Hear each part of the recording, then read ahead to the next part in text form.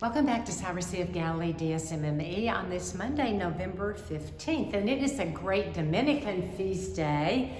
The Dominican feast today is of St. Albert the Great. See, I said he's great, and he is great. Even the church proclaims him great because he is.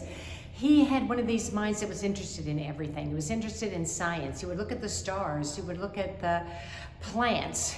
He would look at the human body. He was interested in everything. He would go on long hikes. He loved mountains. He loved water. He loved everything. He loved math. He loved, you name it, he loved it. He was curious about it. So he had a very active mind. And then Albert the Great was born in a castle. And though his parents did not want him to enter the Dominican order, he went on and did so anyway.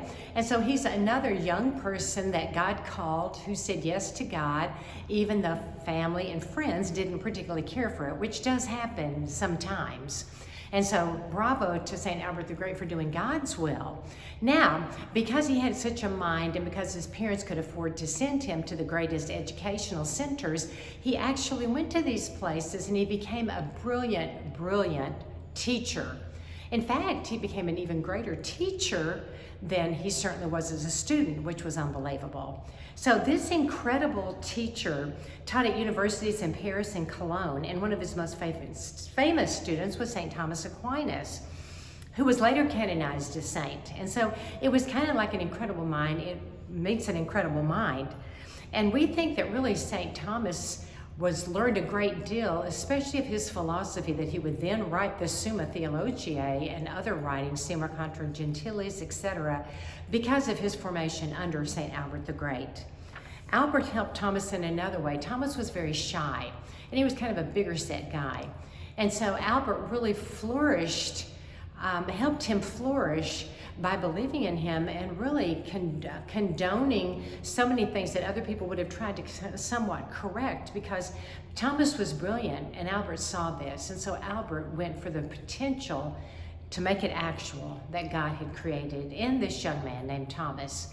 And so at one point where the other students were making fun of Thomas Aquinas, St. Albert the Great said, they had said he's like a big old ox because he was a larger built frame. And so St. Albert the Great said this ox his bellow will be heard around the world. And we have the great St. Thomas Aquinas.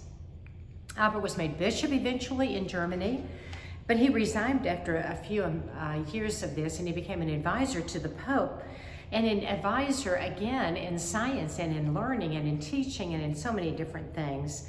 And he ended up dying at the age of 74, but leaving about 38 great volumes of works of incredible intellect. So on this feast of the great Dominican saint, St. Albert the Great, yes, we've used that word many times in here because he's even proclaimed it by the church, we say, open your mind and heart to God and let him deal with you as he wishes, because his plans are always the best. Signing off from Sea of Galilee, DSMME.